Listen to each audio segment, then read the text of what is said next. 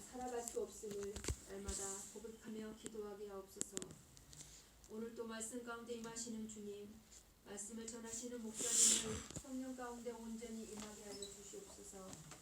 모든 말씀이 주님이 목사님을 통하여 우리에게 주신 말씀으로 받고 아멘으로 화답하게 하여 주시옵소서. 예배를 통해 하나님께 감사와 찬양을 올려드릴 수 있음에 감사를 드리며 살아계신 예수님의 이름으로 기도드렸습니다. 아멘. 하나님 말씀 마태복음 19장입니다. 하나님 말씀 마태복음 19장. 마태복음 19장 27절부터입니다. 마태복음 19장 27절부터.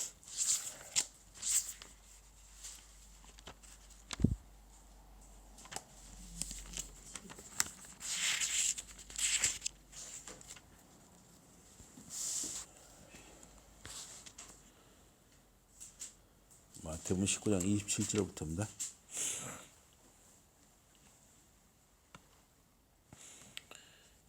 이에 베드로가 대답하여 이르되 보소서 우리가 모든 것을 버리고 주를 따라 싸운데 그런즉 우리가 무엇을 얻으리까?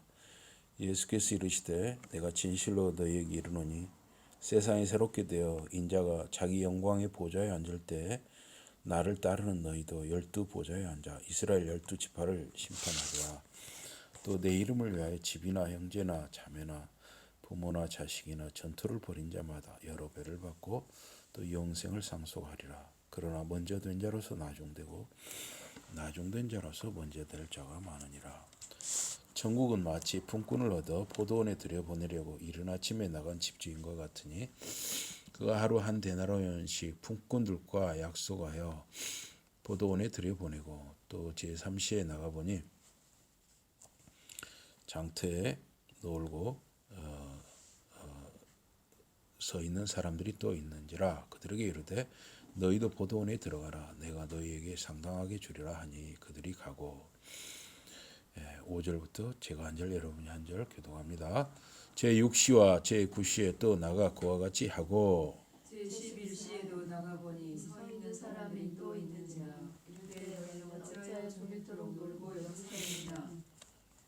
이르되 우리를 품꾼으로 쓰는 이가 없음이니이다. 이르되 너희도 포도원에 들어가라 하니라. 저물매 포도원 주인이 청지기에게 이르되 품꾼들을 불러 나중 온 자들로부터 시작하여 먼저 온 자까지 삭을 주라 하니 제11시에 온 자들이 와서 한 데나리온씩을 받거늘 먼저 온 자들이 와서 더 받을 줄을 알았더니 그들도 한 데나리온씩 받은지라.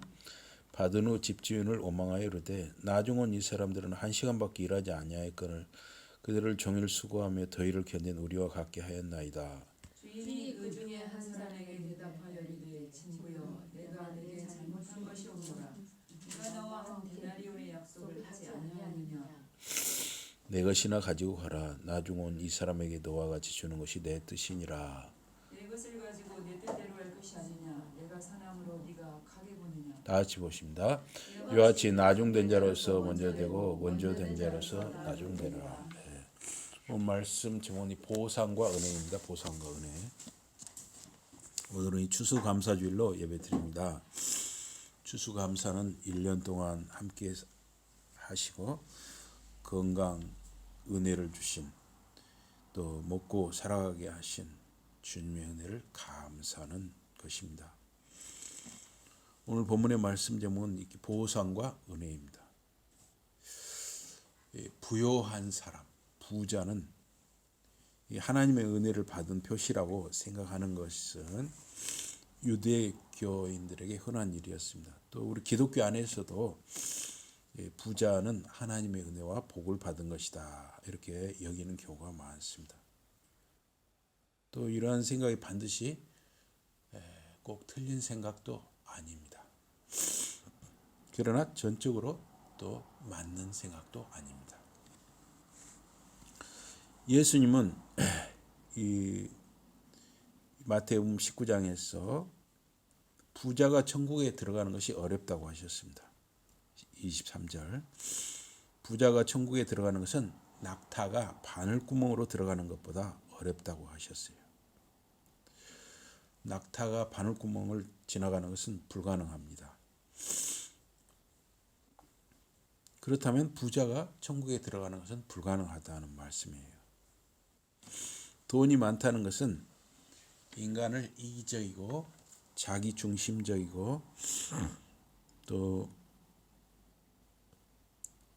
물질 중심적으로 만들 수가 있습니다. 물론 드물게 그렇지 않은 사람도 있어요. 예. 그러나 일반적으로 보면 돈이 많아지면 그렇게 되기가 쉽다는 것입니다. 성경에는 부자이면서도 굉장히 겸손하고 섬기기를 잘하고 잘 믿은 분들이 있어요. 구약 성경에는 바르질라이라는 분이 있어요. 바르실레라고 하죠. 바르질라이. 굉장히 훌륭한 분이고 저는 굉장히 존경하는 분입니다. 성경의 인물 중에. 이 바르질레라는 분은 그 다윗이 아들 압살롬의 반역을 당해가지고 피난길에 올랐을 때 다윗 일행, 피난살이하는 다윗 일행을 굉장히 잘 섬겼던 분입니다. 또 신약에 오면 니고데모나 아리마대 요셉, 바나바 이런 분들은 굉장히 부자이면서도 이 니고데모 아리마대 요셉은 예수님의 장사를 위해서 자기들의 물질을 내놓고 헌신했죠. 또 바나바는 자기 밭을 팔아가지고 교회에 밥을 굽는 사람들을 위해서 이렇게 헌금을 했습니다. 이렇게 성경에도 굉장히 겸손한 섬기고 믿음이 좋은 부자들이 있었습니다. 또 이 세상에도 보면 부자이면서도 겸손하고 잘 섬기고 또 부자이면서도 또 믿음이 좋고 또 헌신하고 나누고 베푸는 분도 있습니다. 그러나 일반적으로 돈이 많아지면은 하나님이나 가까운 주위 사람들이 소중하게 여겨지지가 않는 것입니다. 돈이 최고이고 돈만 있으면은 다 된다고 생각하게 되는 것입니다.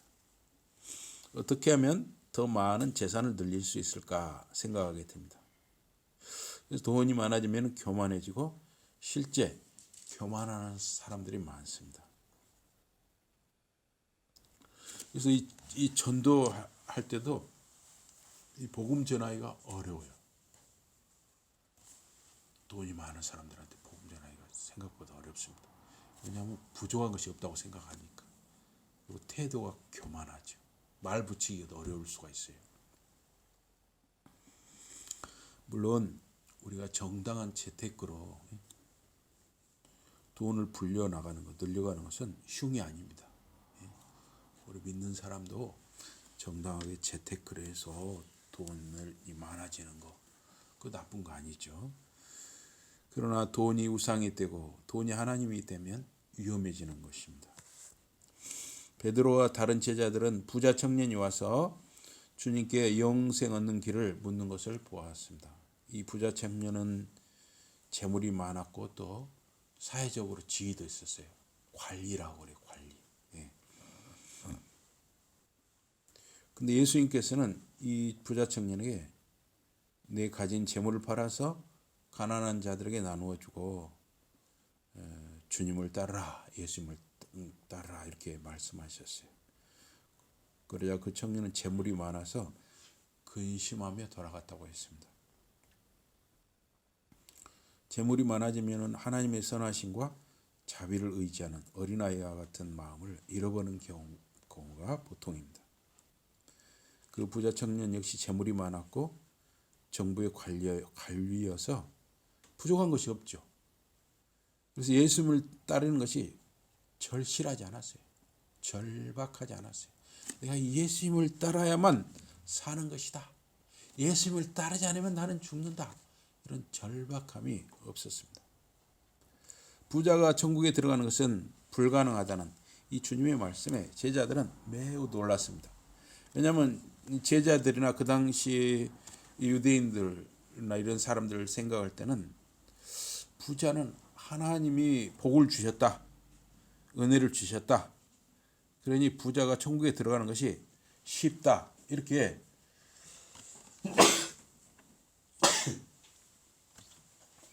생각하는 경우가 많았습니다. 그러나 주님은 부자가 천국에 들어가는 것이 불가능하다는 거예요. 그래서 제자들은 물었습니다. 그런즉 누가 구원을 얻을 수 있으리까? 누가 구원받을 수 있냔 말이죠. 그렇게 천국에 들어가는 것이 어렵다면. 부자뿐만 아니라 이 세상 그 어떤 사람도 스스로 자기 힘으로 구원받을 수 없는 것입니다. 예수님은 그러나 하나님으로서는 다 할 수 있느니라 말씀하셨어요. 예수님은 사람들을 천국으로 이끄는 방법을 아셨습니다. 예수님은 자기가 가진 모든 것을 희생하셨습니다. 하나님의 은혜로만 천국에 들어갈 수 있는 것이에요. 자기 힘으로 천국에 들어갈 사람은 아무도 없습니다. 그때 베드로는 주님께 보상에 대해 물었습니다. 우리가 모든 것을 버리고 주를 쫓아싸우니 그런즉 우리가 무엇을 얻으리까? 이것은 가장 인간답고 보편적인 질문일 수 있습니다. 베드로를 포함한 12사람은 모든 것을 포기하고 주님의 제자가 되었습니다. 그들의 보상은 무엇입니까? 예수님은 제자들에게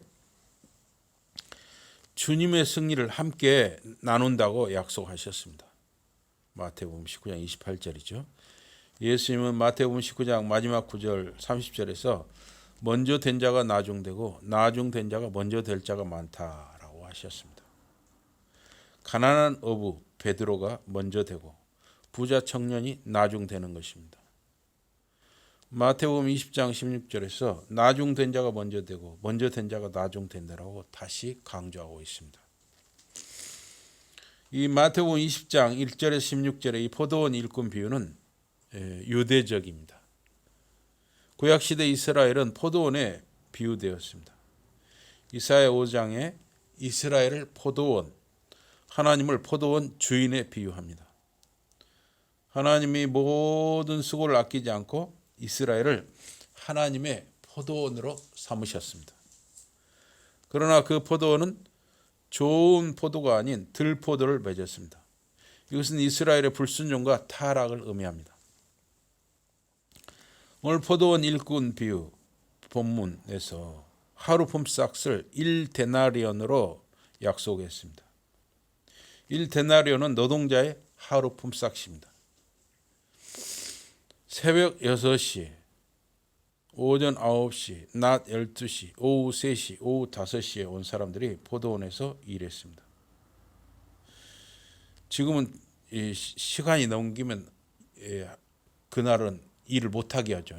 왜냐하면 하루 거를 줘야 되니까.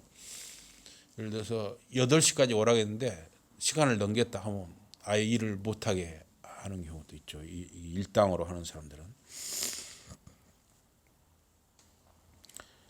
그래서 여기 오후 5시에 와서 1시간만 일한 사람이 1시간 품삯만 받으면 집에 들어가서 가족과 저녁 식사를 나누기에 부족할 수 있었습니다.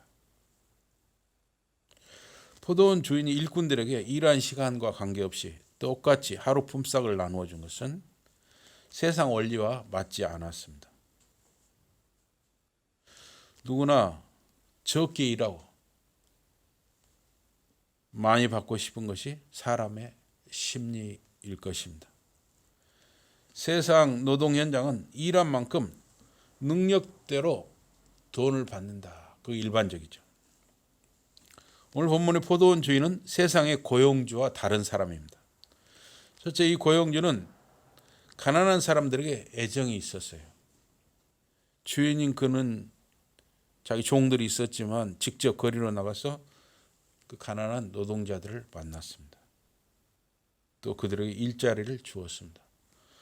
둘째, 하루 일과가 끝난 후 노동자들에게 직접 품삯을 똑같이 1데나리온을 나누어 줬습니다. 1시간 일한 사람도 1데나리온을 주었습니다.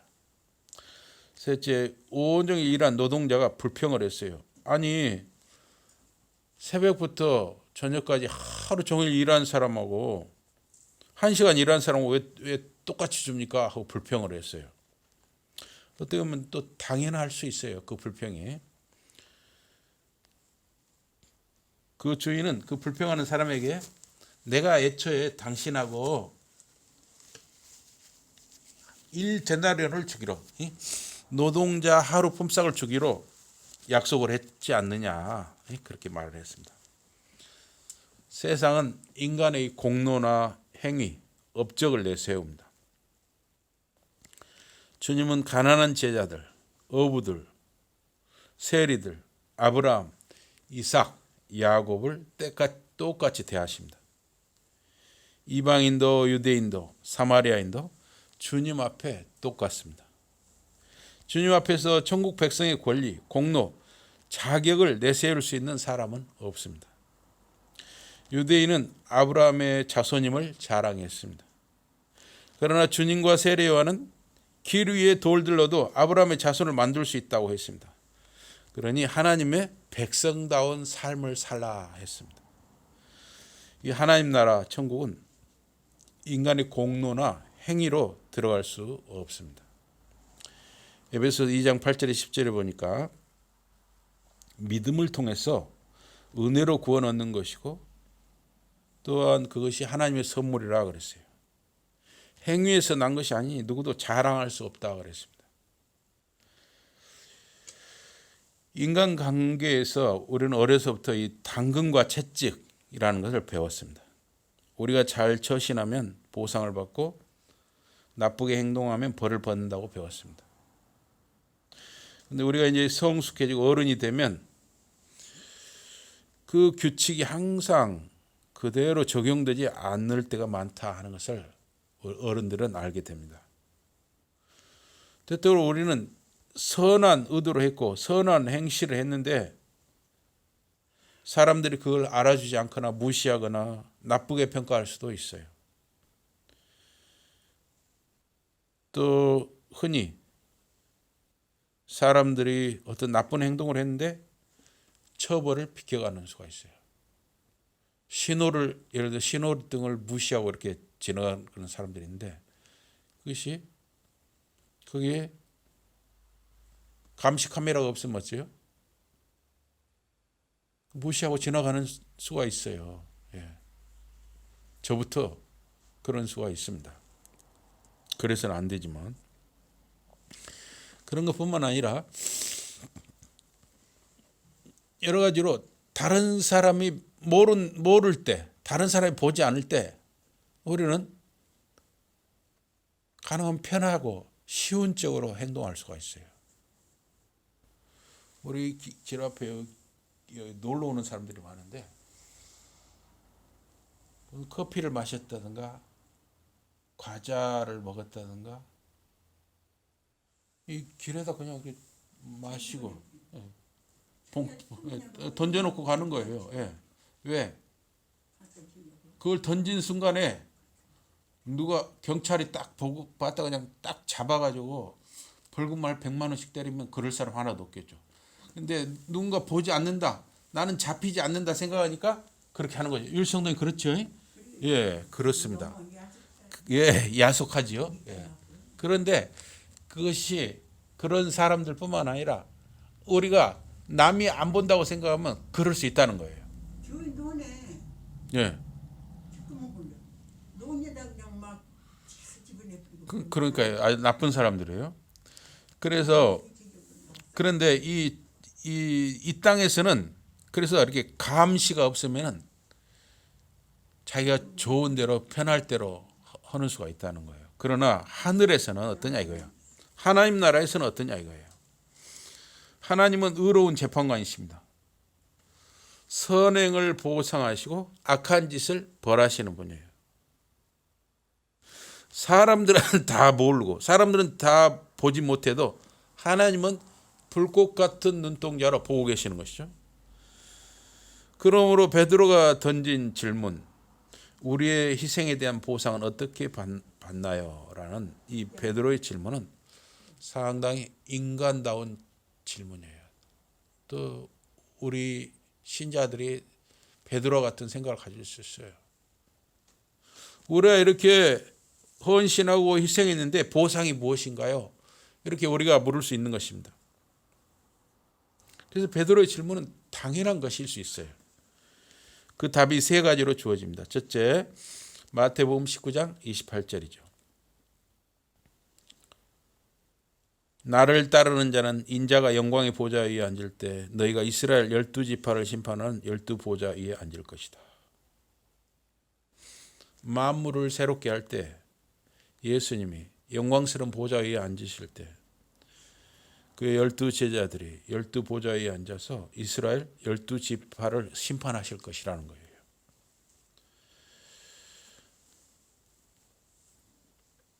또 두 번째 답은 마태복음 19장 29절입니다.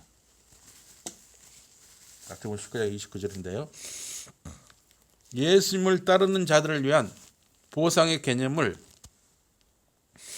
내 이름을 위해 집, 형제, 자매, 아버지, 어머니, 자녀들 혹은 농토를 떠난 자는 100배를 받을 것이고 영원한 생명을 얻으리라 약속했습니다. 사도들뿐만 아니라 예수를 위해서 가족관계 또는 재산을 희생하는 모든 자는 100배의 상을 받고 영원한 생명을 얻을 것이라는 거예요. 그래서 우리 예수를 믿는 사람들은 다 이 예수 공동체, 교회 공동체 안에서 교회 공동체라는 큰 가족 공동체 안에 들어오는 것입니다. 이 마태복음 19장 30절에 그러나 먼저 된 자가 나중되고 나중된 자가 먼저 되리라 하는 말은 가난한 자가 부자가 되고 부자가 가난한 자가 되리라는 대역전으로 여겨지기도 합니다. 마태는 이 포도원 일꾼들 비유를 통해서 이 보상의 개념을 이렇게 말하는데 마태복음 20장 12절에서 그 근로자가 불평을 했죠. 아니 어떻게 새벽부터 와서 저녁같이 온종일 일한 사람하고 1시간 와서 일한 사람하고 똑같이 하루 품삯 한 데나리온을 주는 것이 맞습니까? 옳지 않습니다 한 거예요. 신실하고 열심히 일한 피고용인들을 게으른 근로자들과 똑같이 이렇게 대하는 것이 맞냐 하는 것이에요. 그러면 하나님이 불공평한 분이냐? 이 야곱이 피난을 가면서요. 야곱이 형 에서를 속여가지고 형 에서가 지금 살기 등등해가지고 야곱에게 좀 보복을 하려고 한단 말이에요. 그러니까 야곱을 피신을 시켰죠. 야곱의 외삼촌 라반의 집으로 가는데 그 중간에 노숙을 하게 되죠. 노숙 길에서 자게 돼요. 그때 돌베개를 베고 자다가 거기서 야곱이 아주 꿈을 꾸게 되죠. 죄송합니다. 콧물이 나오네. 그래서 그때 야곱이 그 꿈을 꾸고 나서 저를 이렇게 보호해 주시고 저를 지켜 주시면은 제가 앞으로 제 수입의 11조를 하나님께 드리겠다. 그렇게 약속을 했어요. 하나님이 저를 보호해 주시고 지켜 주시면 저는 그 보상으로 하나님께 11조를 드리겠다는 것이죠. 또 욥기에서도 비슷한 문제를 다루는데 하나님이 욥을 굉장히 칭찬을 했어요. 욥이 순전하고 악에서 떠난 자이고 하나님을 경외하는 자라고 이렇게 욥을 하나님이 칭찬을 하셨습니다. 그러자 사탄이 누가 하나님을 공짜로 섬기랴 그랬어요. 이건 좀 이제 조금 이렇게 직설적으로 이제 옮긴 건데 사실은 이제 이 욥기 1장 9절 이걸 직역을 하면 그리고 그 사탄이 야훼께 대답했다. 그리고 말했다. 욥이 까닭 없이 하나님을 경외할까요? 이걸 좀 그냥 조금 간단히 말하면 누가 하나님을 공짜로 섬기랴 이런 표현이라는 것이죠. 하나님은 욥이 순전하고 악에서 떠난 자라고 이렇게 칭찬을 했지만 사탄은 욥이 잘하는 게 다 하나님이 욥한테 잘해주니까 욥이 잘하는 거지 이유 없이 하나님께 욥이 잘하겠어요 하는 것이죠. 그래서 하나님과 사탄이 욥의 반응을 두고 내기를 하는 셈이 되었어요. 그래서 욥은 말로 다할 수 없는 고난을 겪게 되었습니다. 그래서 욥기의 결론은 욥이 하나님의 위대하심을 인정함으로 마무리가 됩니다.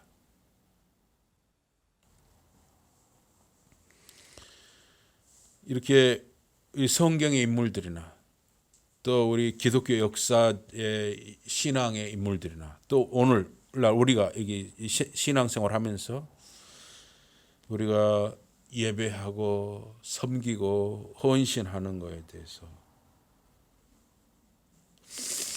또 욥이 자꾸 이제 자기는 하나님을 잘 섬겼고 자기는 정말 하나님을 헌신적으로 살았고 어떤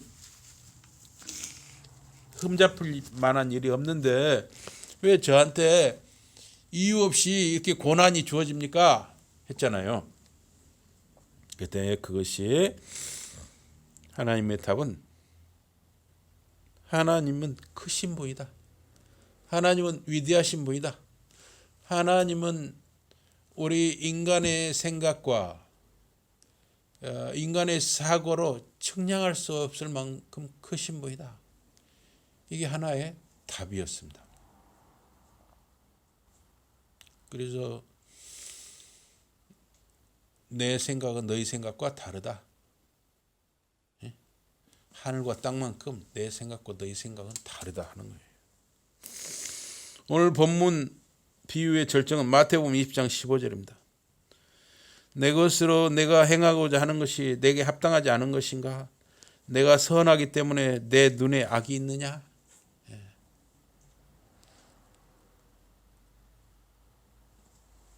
새벽에 온 사람에게 하루 품삯 1데나리온을 주기로 약속을 한 거예요. 그리고 3시간 늦게 온 사람, 6시간 늦게 온 사람, 9시간 늦게 온 사람, 또 1시간만 일한 사람에게 하루 품삯을 준 것은 어디까지나 그 포도원 주인이 약속을 지키면서 모든 사람에게 약속을 지키면서도 1시간 일한 사람에게 만약에 1시간 일한 값만 주면 가족들하고 저녁 식사도 제대로 못할 수가 있다는 거예요. 그래서 하나님의 은혜를 베푸신 것이에요. 내가 그래서 은혜를 베푼 것 때문에 네가 나를 악하다 하느냐 하는 것이죠. 그 포도원 주인은 자기 일꾼들에게 자기 뜻을 따라서 지불할 권리를 주장합니다. 일꾼들의 공로가 아니라 주님의 긍휼에 근거한 권리입니다. 그런 너그러움이 어찌하여 불의하다고 비난받아야 하느냐 하는 것이죠. 시편 145편 9절에 보면 하나님은 모든 자에게 너그러우신 분이다 그랬어요. 여호와는 만유를 선대하시고 그 지으신 모든 것에 긍휼을 베푸시는 분이십니다. 하나님의 이 긍휼은 하나님의 정의를 넘어섭니다. 하나님의 긍휼은 하나님의 정의를 넘어선다. 이 말은 그 요나서에서 잘 설명이 되고 있는데요. 선지자 요나에게 네가 가서 니느웨 사람들한테 경고해라. 너희들이 회개하지 않으면 망한다. 곧 망한다. 경고해라 했어요. 그러나 요나 선지자는 니느웨 사람들이 너무 싫었어요. 왜냐? 이스라엘 사람들을 가장 괴롭히고 피해를 준 사람들이 니느웨 사람들이기 때문에 그 잔인한 니느웨 사람들을 용서할 수가 없었습니다. 그래서 요나는 그 사람들에게 가기를 싫어했죠. 그러나 결국은 가게 됐죠. 요나가. 하나님도 아마 니느웨 사람들이 그렇게 좋게 여겨지지 않았을 것입니다. 잔인하고 죄악이 가득했기 때문에. 그러나 요나가 마지못해서 가서 니느웨 사람들에게 그 경고했을 때, 하나님의 심판을 경고했을 때 생각지도 않게 니느웨 사람들이 수십만 명인데 짐승들까지 굉장히 많은 수인데 다 회개했죠. 다 회개했어요. 그래서 하나님이 심판을 미루셨죠. 심판하지 않으셨죠. 나중에는 이제 심판 받았지만 어쨌든 그 회개를 하나님 받으셨던 거예요. 바로 그겁니다. 하나님의 공의는 하나님의 정의를 넘어선다. 이 사람들은 반드시 심판을 해야 되는데 불벼락을 내려야 되는데 하나님은 은혜를 베푸신다는 것이죠. 본문의 포도원 일꾼들 비유는 예수님이 세리와 죄인들을 가까이 하는 이유를 설명하는 것이기도 합니다. 예수님은 세리나 죄인들을 가까이 하셨어요. 보통 사람들이 다 세리나 죄인들을 싫어했어요. 바리새인이나 서기관, 사두개인 등 종교 지도자나 기득권층은 세리나 죄인들을 싫어하고 그들과 말도 섞지 않고 밥도 같이 안 먹었습니다. 그러나 예수님이 그러한 멸시당하는 세리나 죄인들을 가까이 하는 것을 그 종교 지도자나 기득권층은 싫어했습니다. 탕자의 비유와도 비슷합니다. 둘째 아들 그 탕자는 아버지 재산을 나누어 받아가지고 타지로 가서 창귀와 놀고 다 허비해버렸습니다. 그리고 거지가 되어 돌아왔습니다. 그러나 아버지는 그런 탕자를 환영하고 묻지도 않냐고 따지지도 않냐고 잔치를 베풀었습니다. 송아지를 잡아서 잔치를 베풀었어요. 큰아들은 그것이 못마땅하고 싫었습니다. 온종일 일한 그 포도원의 일꾼들과 또 항상 열심히 날마다 성실하게 일한 이 탕자의 형은 포도원 주인과 그 아버지의 너그러움을 이해할 수가 없었어요. 그래서 비난하고 불평했습니다. 그래서 이 보상은 은혜에 종속되는 것이에요. 보상은 은혜 아래에 있는 것이에요. 은혜보다 보상이 위에 있을 수 없다는 것입니다. 보상은 하나님의 은혜 속에서 나오는 것이지 인간이 행위나 공로로 보상을 얻는다고 착각하면 안 되는 것입니다. 물론 사도들과 예수님을 따르는 자들의 희생은 하나님이 존중하십니다. 여러분들의 헌신은 하나님이 존중하십니다. 오랫동안 수고로운 섬김을 행한 사람들은 그 나라에서 더 높은 등급의 대가를 받아야 한다 느낄 수가 있어요. 그러나 모두가 겸손하게 인정해야 할 것은 그들 모두가 사실은 11시에 들어와서 1시간 일한 그 일꾼과 같은 존재라는 것이에요. 하나님이 주신 영광스러운 미래에 합당한 자격이 있는 사람은 아무도 없는 것입니다. 여러분이나 저나 아무도 하나님 앞에 자격이 없는 것이에요. 새벽에 나가서 온종일 일한 사람도 그에게 하나님이 건강을 주셨기 때문이고 그에게 일할 기회를 주셨기 때문에 그가 하루 종일 일한 것도 사실은 은혜인 것이죠. 은혜. 제가 개인적으로 말합니다. 10여 년 전에 제가 노가다를 좀 해본 적이 있습니다. 노가다. 아침 일찍 그 2월에 어디 노가다 직업 소개서에 갔는데 2층에 있었어요. 그 직업 소개서가. 그런데 그 오는 순서대로 하는지 어쩐지 몰라도 한 10여 명 정도는 다 일을 나갔어요. 전화가 와가지고 일을 다 나갔어요. 그런데 그날 아침에 일이 좀 많이 들어오지 않았습니다. 그래가지고 저를 포함해서 3사람이 일을 못 갔어요. 제가 2월까지 갔는데 일을 못하고 하루 허탕을 쳤습니다. 그런 제가 경험이 있어요. 그래서 이 일거리 얻는 것, 그날 하루 일거리 얻는 것도 참 복불복이구나, 어떻게 보면 또 은혜구나 하는 거죠. 사무엘상 30장에 아말렉 사람들이 다윗의 망명지 시글락을 공격해서 불에 탔습니다. 그래서 다윗과 그의 사람들의 아내와 자녀들을 사로잡아 갔습니다. 그래서 다윗과 그의 군사들이 라기스 군대에 함께 참전하려다가 퇴짜를 맞고 돌아와 보니까 그런 일이 벌어져 있는 거예요. 그래서 다윗과 그의 군사들은 아말렉을 추격했습니다. 그래서 새벽에 아말렉을 기습 공격해서 다윗과 그의 백성의 가족을 다시 찾았습니다. 또 양떼, 소떼 등 더 많은 재물을 얻게 되었습니다. 그런데 아말렉을 공격해서 승리한 자 중 일부가 불평을 했습니다.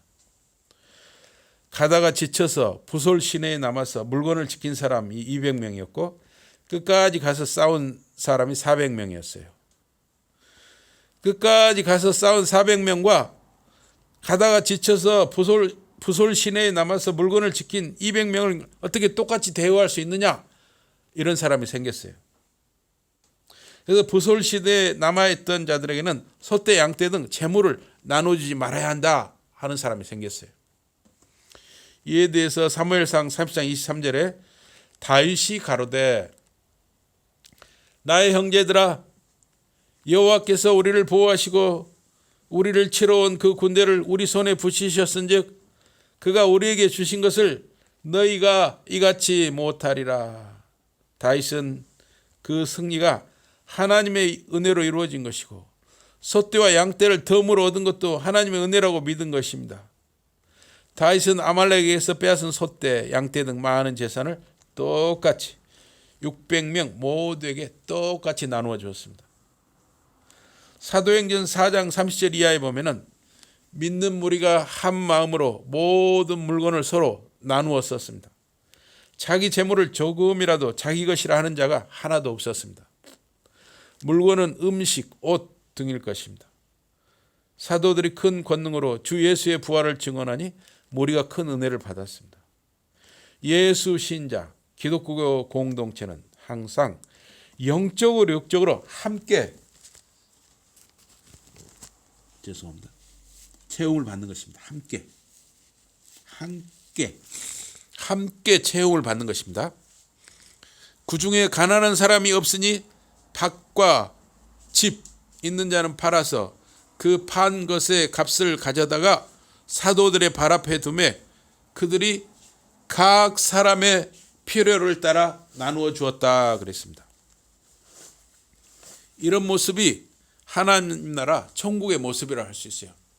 내가 돈을 더 많이 냈으니 내가 더 많이 가져야겠다, 내가 더 많이 먹어야겠다, 이거 아니에요. 있는 사람은 많이 내는 거예요. 없는 사람은 형편껏 내는 거예요. 그러나 먹고 마시고 나누는 것은 똑같이 하는 것이죠. 그것이 바로 교회예요. 하나님 나라 공동체예요.